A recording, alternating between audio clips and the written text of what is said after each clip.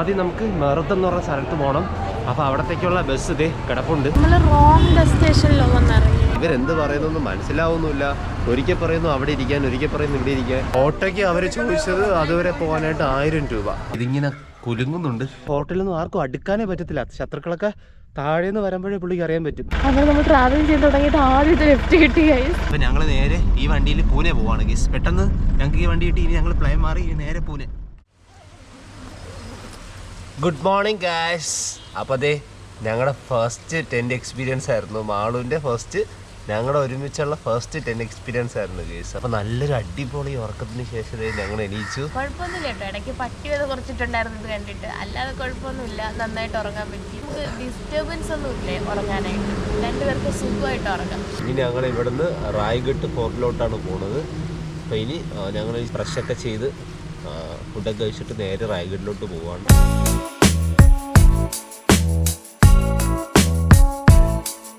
ഞങ്ങളിത് ഇവിടെ നിന്ന് ഇറങ്ങിയിട്ടുണ്ട് ഗൈസ്. ഇവിടെ നിന്ന് ഞങ്ങൾക്ക് റായ്ഗഡിലോട്ട് ബസ് പിടിക്കണം. ഞങ്ങൾ ഇങ്ങനെ നടക്കുന്നുണ്ട്. ചെറിയതായിട്ട് മഴയും പെയ്യുന്നുണ്ട്. ഇങ്ങോട്ട് തിരിഞ്ഞിട്ടും മഴ തന്നെയാണ്. ഇവിടെ വന്നിപ്പോഴും ഇവിടെയും മഴ. എനിക്ക് തോന്നുന്നു നോർത്ത് ഇങ്ങോട്ട് ഫുൾ ഇപ്പം മഴ ടൈം ആകുമെന്ന് തോന്നുന്നു.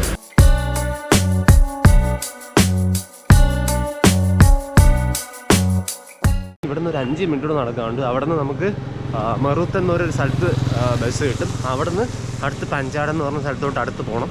അവിടെ നിന്ന് കുറച്ച് നടത്താണ് റായ്ഗഡ് കയറാൻ. അവിടെ നിന്ന് ഇനി ഫസ്റ്റ് ബസ് സ്റ്റേഷൻ കണ്ടുപിടിക്കണം. അവിടെ ഒരാൾ ചോദിച്ചപ്പോൾ അയാൾ പറഞ്ഞു ഇവിടെ നിന്ന് 5 മിനിറ്റേ ഉള്ളൂ. അതെ അങ്ങോട്ടേക്ക് നടക്കുവാണ്.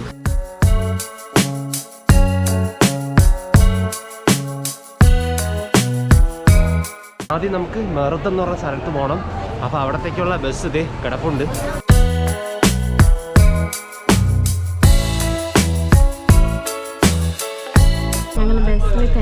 ഏറ്റവും ബാക്കിലൊക്കെ സിറ്റാ കിട്ടിയത്. അതും പക്ക ടൈമിംഗ് ആയിരുന്നു കേസ്. ഞങ്ങൾ വന്നതും ബസ് എടുക്കാൻ പോകുന്നത് ഒരുമിച്ചാണ്. ഡയറക്റ്റ് ബസ്സല്ല നമുക്ക് കിട്ടിയത്, മറ്റത് 7 മണിക്കുള്ളൂ അല്ലേ, 8 മണിക്ക് അത് പോയി. നമ്മൾ കുറച്ചുകൂടെ നേരത്തെ വന്നിട്ട് കിട്ടുമായിരുന്നു. ഇനി നമ്മൾ കണക്റ്റിംഗ് ബസ്സാണ് കേട്ടോ കയറിയത്. ഇനി അവിടെ ചെന്ന് വേറെ ബസ് കിട്ടും.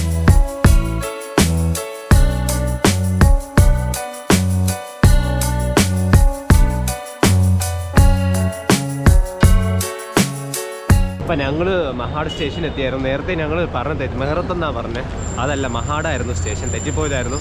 അപ്പോൾ ഞങ്ങളിത് ഇവിടെ എത്തി. ഇനി ഇവിടെ നിന്ന് അടുത്ത ബസ്സുണ്ട്, പക്ഷേ 11 മണിക്കാണ്. ഒരു റിമോട്ട് ഏരിയ കേട്ടോ, വലിയ ട്രാൻസ്പോർട്ടേഷൻ ഫെസിലിറ്റീസ് ഒന്നുമില്ല, കുറവാണ്. റോങ് ബസ് സ്റ്റേഷനില്ല, കറക്റ്റ് തന്നെ. ഇനി ഇവിടെ നിന്ന് അടുത്തത് പോകണം. നമുക്ക് അവിടെ നിന്ന് ഡയറക്റ്റ് കിട്ടാത്തതുകൊണ്ടാണ് നമ്മൾ കണക്ട് ചെയ്ത് വന്നത്. ഡയറക്റ്റ് ആ ബസ് നമുക്ക് വിട്ടുപോയി. നമ്മളിനി നേരെ പോയി ഫുഡ് കഴിക്കുക. ഗൈസ് ഫുഡ് കഴിച്ചിട്ട് അടുത്ത് ടാക്സി അല്ലെങ്കിൽ ഓട്ടോ പിടിക്കാം.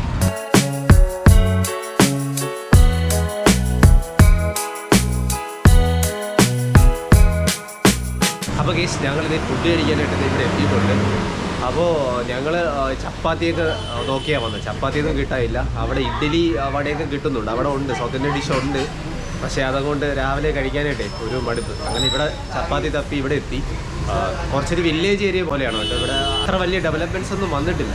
അപ്പോൾ അവർ നമുക്ക് ചപ്പാത്തി ഉണ്ടാക്കി തരാമെന്ന് പറഞ്ഞു. മൊബൈൽ വെച്ച് നമുക്ക് പാവ് ബജി അങ്ങനെയുള്ളത് കിട്ടുന്നത്. ഇങ്ങനെ മിക്സർ പാവ് അത് ആദ്യമായിട്ടാണ് കഴിക്കുന്നത്. എന്തായാലും അത് ട്രൈ ചെയ്യാന്ന് വെച്ചു.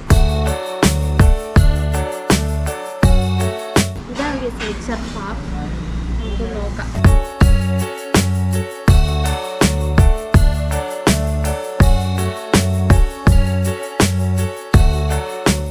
മഹാരാഷ്ട്രൻ ടേസ്റ്റ്, അതിൽ കുറച്ച് മിക്സറും കൂടെ ആഡ് ചെയ്തിട്ടുണ്ട്. മിക്സറിൻ്റെ ടേസ്റ്റും കൂടെ വരുന്നുണ്ട്.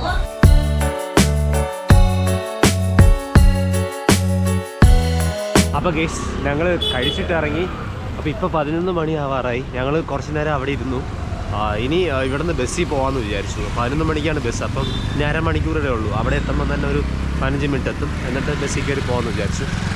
ബസ് കിട്ടിയാൽ മതിയായിരുന്നു. അപ്പോൾ ഞങ്ങൾ അങ്ങോട്ടേക്ക് നടക്കുവാണ്.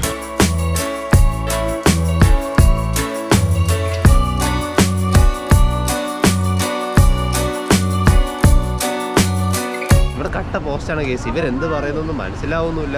ഒരിക്കൽ പറയുന്നു അവിടെ ഇരിക്കാൻ, ഒരിക്കൽ പറയുന്നു ഇവിടെ ഇരിക്കാൻ. നേരത്തെ പറഞ്ഞു 11 മണിക്കാന്ന്, ഇപ്പം പറയുന്നു 12 മണിക്കാന്ന്. ഞങ്ങളപ്പോൾ കട്ട പോസ്റ്റാണ്. ഇതൊരു വല്ലാത്തൊരു ഏരിയ തന്നെ കേട്ടോ. ട്രാൻസ്പോർട്ടേഷൻ ഫെസിലിറ്റി ഭയങ്കര വീക്കാണ്.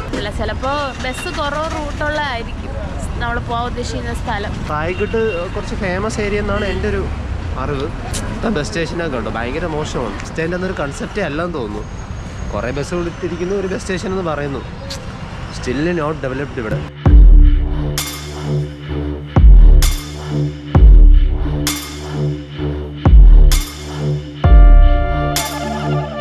ഒട്ടും ഓർഗനൈസ്ഡ് അല്ല, അറിയാൻ പറ്റുന്നില്ല, ബോർഡില്ല, ഒന്നുമില്ല.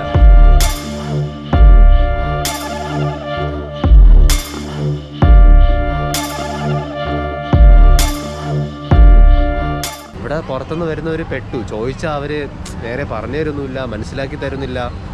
ബുദ്ധിമുട്ടാണ് ഇവിടെ നിന്ന് പോകാനായിട്ട്.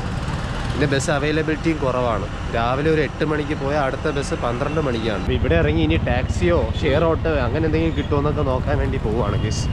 അത് 12 മണിയാവും. അതുവരെ ഇരുന്ന് കഴിഞ്ഞാൽ സമയം ഒത്തിരി പോകും. അപ്പോൾ അങ്ങനെ എന്തെങ്കിലും ഓപ്ഷൻ ഉണ്ടോ നോക്കി നോക്കാം. റൈഗഡ് ജാരേ റൈഗഡ് ദോ ബസ് ഹോബിയായ നീമില്ല. അപ്പോൾ അതും പോകത്തില്ല. അയാളിപ്പോൾ അവിടെ നിന്ന് വന്നേ ഉള്ളൂ, ഇപ്പോൾ പോകുന്നില്ല എന്ന്. ഇനി എന്ത് ചെയ്യാം, അവിടെ വെയിറ്റ് ചെയ്യാം. ഒരു നീണ്ട ഇടവേളയ്ക്ക് ശേഷം ഞങ്ങളുടെ ബസ് വന്നിട്ടുണ്ട്. അയ്യോ നല്ല വെയിറ്റ് ഉണ്ട്. അപ്പോൾ ഈ ബസ്സിലാണ് ഞങ്ങൾ പോകുന്നത്. ഞങ്ങൾക്ക് ഫ്രണ്ട് സീറ്റ് തന്നെ കിട്ടിയിട്ടുണ്ട്. കുറേ നേരം വെയിറ്റ് ചെയ്തു കേസ്, ഒത്തിരി നേരം ഇവിടെ വെയിറ്റ് ചെയ്തു. ഇനി ഈ ബസ് പോയാൽ ഇനി ഇല്ല കേസ്. ഒരു ദിവസം 2 ബസ്സേ ഉള്ളൂ. ഒരു ബസ് 8 മണിക്കും ഒരു ബസ് ഈ ടൈമിൽ 12 മണിക്കും. ട്രാൻസ്പോർട്ടേഷനിൽ ഭയങ്കര വീക്കാണ് ഇവിടെ. ട്രാൻസ്പോർട്ടേഷൻ കുറച്ച് പാടാണ്. പിന്നെ ഓട്ടോയ്ക്ക് അവർ ചോദിച്ചത് അതുവരെ പോകാനായിട്ട് 1000 രൂപ. 21 കിലോമീറ്ററിന് പോകാനായിട്ട് 1000 രൂപയാണ് അവർ ചോദിച്ചത്.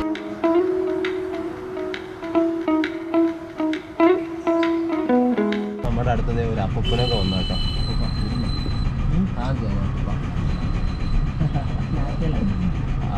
അപ്പൂപ്പൻ തൊട്ടപ്പുറത്ത് പോവാ.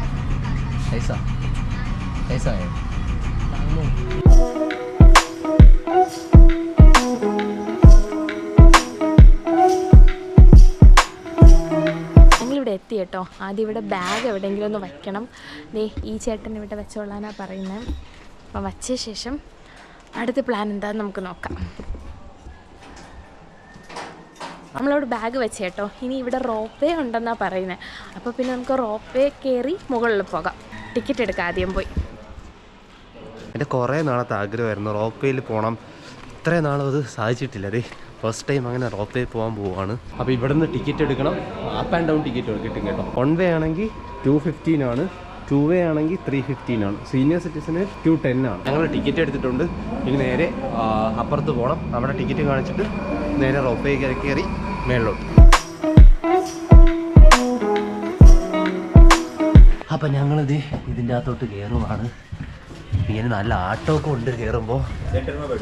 സെൻറ്റർ ഇതിങ്ങനെ കുലുങ്ങുന്നുണ്ട്. അപ്പം ഞങ്ങളിത് രണ്ടുപേരും അങ്ങോട്ടും ഇങ്ങോട്ടും നടക്കുന്നടിക്കിരിക്കുകയാണ്. ജോമന്റെ ബക്കറ്റ് ലിസ്റ്റിലുണ്ടായിരുന്നതാണ് റോപ്പ് വേ. അപ്പോൾ റോപ്പ് വേ പതുക്കെ പോകുന്നുണ്ട്.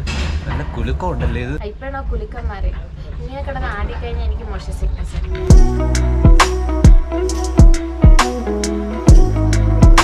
ചുറ്റിനും മഞ്ഞായിട്ടുണ്ട് ഈ ഫോഗ്. ശരിക്കും നമ്മൾ ആകാശത്തിന്റെ നടുക്കായ ഒരു ഫീൽ അല്ലേ, സ്വർഗത്തിലായതുപോലെ. അതിലൊരു കൂടാരത്തിൽ കൊണ്ടുപോകും പോലെ മുകളിലോട്ട്.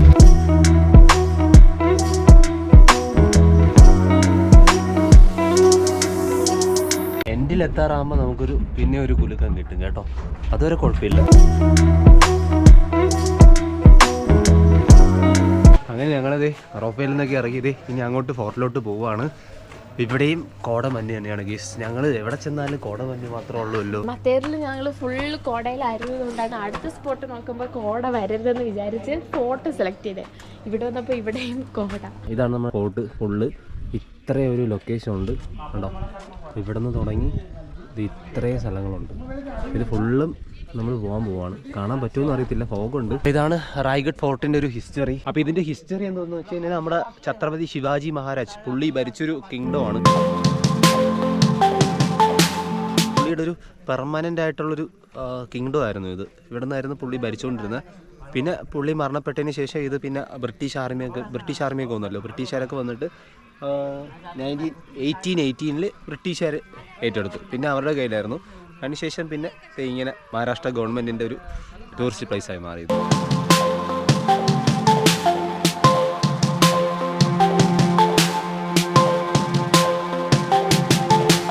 അപ്പോൾ ഇതാണ് നമ്മുടെ ഛത്രപതി ശിവാജി മഹാരാജ് ഭരിച്ചിരുന്ന കിങ്ഡം. അടിപൊളി ഫോർട്ടാണ് കേസ്, ഒരു രക്ഷയില്ലാത്ത ഫോർട്ടാണ്.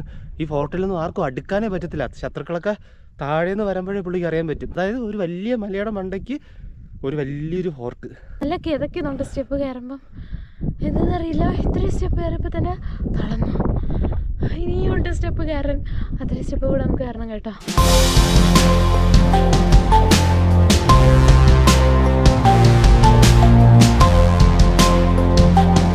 ഫോർട്ടിൻ്റെ എൻട്രി ഇതായിരുന്നു. ഇവിടെ നിന്ന് ഇങ്ങനെ കയറി വരും. അടിപൊളി വ്യൂ ആണ്.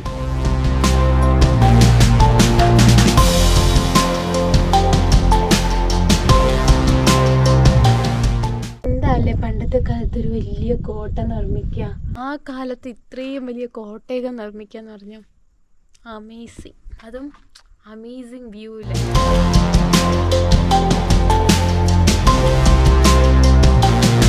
ഫോർട്ടിൻ്റെ ടോപ്പിൽ വന്നിരിക്കാൻ വേറെ വൈബ് തന്നെയാണ് ഗീസ്. അടിപൊളി വൈബ്. ഇവിടെ നിന്നൊക്കെ രാജാക്കന്മാരൊക്കെ ഭരിച്ചുകൊണ്ടിരുന്ന വേറെ വൈബിലായിരിക്കും. അവരും തലയിൽ വൻ സ്ട്രെസ് ആയിരിക്കും.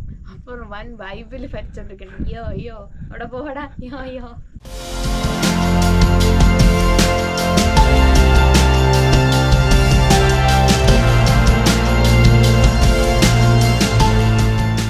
ഇത് ക്യൂനിൻ്റെ പാലസ് അല്ലെങ്കിൽ ക്യൂനിൻ്റെ അറകളായിരുന്നു, ക്യൂനിൻ്റെ റൂംസ് ആയിരുന്നു ഇതൊക്കെ. 4 റൂംസും ക്യൂനിൻ്റെ അവർക്ക് വേണ്ടിയുള്ളതായിരുന്നു, അവർക്ക് അലോട്ട് ചെയ്തിട്ടുള്ളതായിരുന്നു.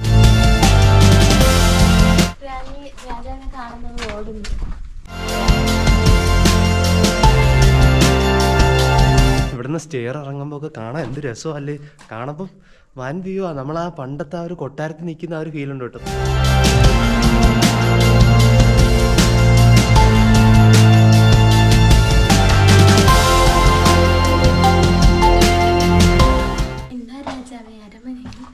രാജാവരമനയിലൊന്നുമില്ല. ഒരു രക്ഷയില്ലാത്ത വ്യൂ ആണ് കേസ് ഇവിടെ, ഒരു രക്ഷയില്ലാത്ത.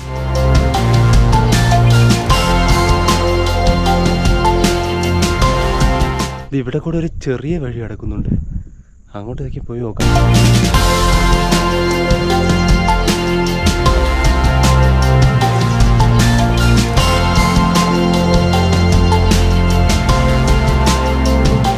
ഇവിടെ പക്ഷെ മത്തേരം പോലെയല്ല കേട്ടോ. കോട വരുന്നുണ്ട്, കുറച്ച് കഴിയുമ്പോൾ കോട പോകുന്നുണ്ട്, കോട വരുന്നുണ്ട്, കോട പോകുന്നുണ്ട്. മത്തേരിൽ പക്ഷെ കോട പോകുന്നില്ല, ഇവിടെ പക്ഷെ കോട പോകുന്നുണ്ട് കേട്ടോ. കാറ്റും ഉണ്ട്, ഈ കോടയൊക്കെ പോകുന്നുണ്ട്. ഇത്ര നേരം ഈ ലേക്ക് കാണാമായിരുന്നു, ഇപ്പോഴത്തെ കോട കൊണ്ട് കണ്ടുകൂടെ. ഇനി ഒരു കാറ്റ് വന്നു കഴിഞ്ഞാൽ ഇത് മാറുമെന്ന് തോന്നുന്നു. തിരിച്ചു പോകുന്ന ഒരു വഴിയുണ്ടോ, നൈസല്ലേ. ശിവമ്മൻ തന്നെ കണ്ടുപിട്ട് ഷോർട്ട് കട്ടാണ് കേട്ടോ.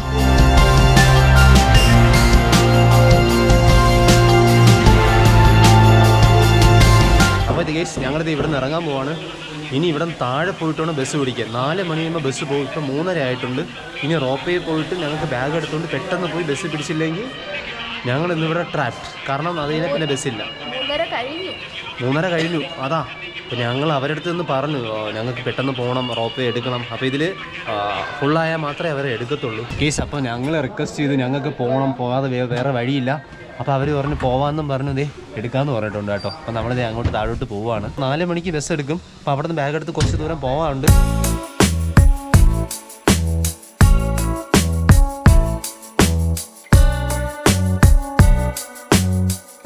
അപ്പോൾ കേസ് നമ്മൾ ലഗേജ് ഡ്രോപ്പ് ചെയ്തിരുന്നിടത്തുനിന്ന് ലഗേജ് ഒക്കെ എടുത്ത് കേട്ടോ.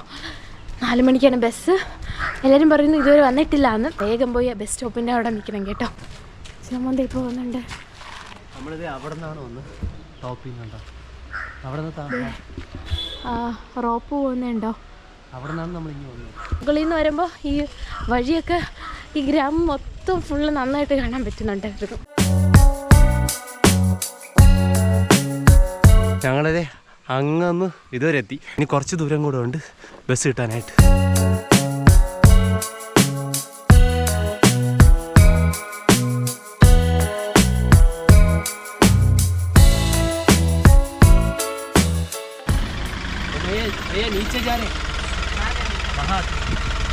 അപ്പോൾ നമ്മൾ ട്രാവൽ ചെയ്ത് തുടങ്ങിയിട്ട് ആദ്യത്തെ ലെഫ്റ്റ് കിട്ടി ഗൈസ്.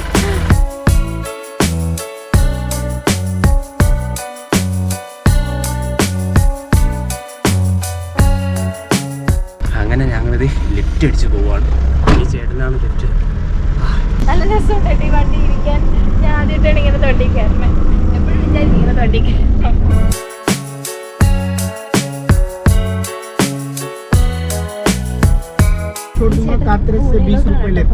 അപ്പൊ ഞങ്ങള് നേരെ ഈ വണ്ടിയിൽ പൂനെ പോവാണ് ഗീസ്. പെട്ടെന്ന് ഞങ്ങൾക്ക് ഈ വണ്ടി കിട്ടി. ഇനി ഞങ്ങൾ പ്ലാൻ മാറി നേരെ പൂനെ. എന്താ പ്ലാൻ? അപ്പൊ ഗീസ് ഇത് എൻ്റെ മാവിൻ്റെ ഫസ്റ്റ് ലിഫ്റ്റ് അടിയാണ്. ഇത് ഞാൻ കുറേ എക്സ്പീരിയൻസ് ചെയ്തിട്ടുണ്ട് ഗീസ്. ഞാൻ കുറേ വർക്കിലൊക്കെ പോയി എക്സ്പീരിയൻസ് ചെയ്തിട്ടുണ്ട്. അപ്പോൾ മാവൾ എൻ്റെ അടുത്ത് എപ്പോഴും പറയും എനിക്കും ഇതൊക്കെ എക്സ്പീരിയൻസ് ചെയ്യണം, എനിക്ക് ടെൻ്റ് അടിക്കണം, എനിക്ക് ഇതേപോലെ ട്രാവൽ ചെയ്യണം. മാളിനെല്ലാം എക്സ്പീരിയൻസ് ചെയ്യാൻ വേണ്ടിയിട്ടാണ് ശരിക്കും ഞങ്ങൾ ഇറങ്ങിയത് തന്നെ. ട്രാവലിനെ കുറിച്ചുള്ള കഥ പറയുമ്പോൾ നമ്മളത് കൊതിപ്പിച്ച് കളയും. അപ്പം പോയാൽ മതിയെന്ന് തോന്നും. ഇതുവരെ പോയതെല്ലാം നല്ല സ്മൂത്തും കാര്യങ്ങളൊക്കെ ആയിരുന്നു. നല്ല രസമുണ്ടായിരുന്നു. ട്രാവലിംഗ് ഒരു പ്രശ്നമേ അല്ല. നല്ല എൻജോയ് ചെയ്യാൻ പറ്റുന്ന കാര്യമാണ്. തിരിച്ച് പോവേ വേണ്ട എന്ന് തരത്തില്ല. പക്ഷേ സ്ട്രഗ്ലിങ് ഉണ്ടെന്നാണ് ജമ്മ പറഞ്ഞിരുന്നത്. യഥാർത്ഥ സ്ട്രഗ്ലിങ് കിട്ടിയില്ല. കിട്ടപ്പോൾ ഇനി മര്യാദക്കിട്ട് പോകാൻ തോന്നുമെന്നറിയാം.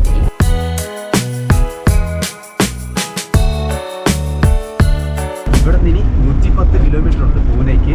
പൂനെ എത്തിയിട്ട് വേണം നമുക്ക് അടുത്ത എങ്ങോട്ട് പോകണമെന്ന് പ്ലാൻ ചെയ്യാൻ.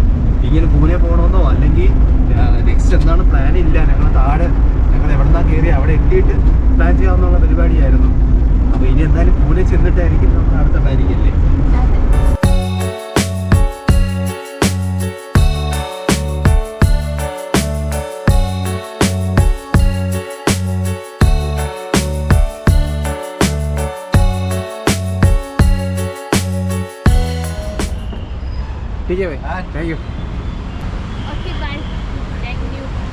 അച്ചേട്ടൻ പോയി കേട്ടോ.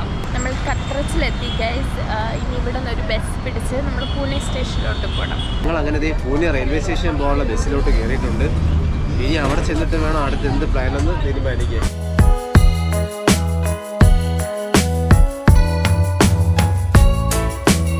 അപ്പോൾ ഞങ്ങൾ പൂനെ സ്റ്റേഷൻ്റെ തൊട്ടടുത്ത ഹോട്ടലിലാണ് ഗൈസ്. ഇവിടെ ഞങ്ങൾ ഫുഡ് കഴിക്കാൻ പോവാണ്. നല്ല വിശപ്പാണ്.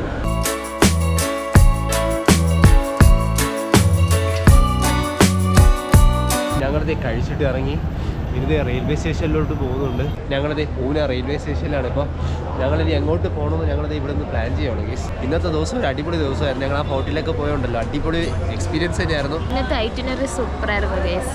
ടെൻറ്റ്, ഫോർട്ട്, ലിഫ്റ്റ്, പിന്നെ നമ്മുടെ റോപ്പ് വേ, എല്ലാം കൊണ്ടും ഇന്നത്തെ ഐറ്റിനറി സൂപ്പർ. ഞങ്ങൾ എന്തായാലും ഇവിടെ ഒന്ന് പ്ലാൻ ചെയ്യട്ടെ ഗീസ്. ഞങ്ങളുടെ ഈ വീഡിയോ ഇവിടെ അവസാനിപ്പിക്കുകയാണ് ഗീസ്.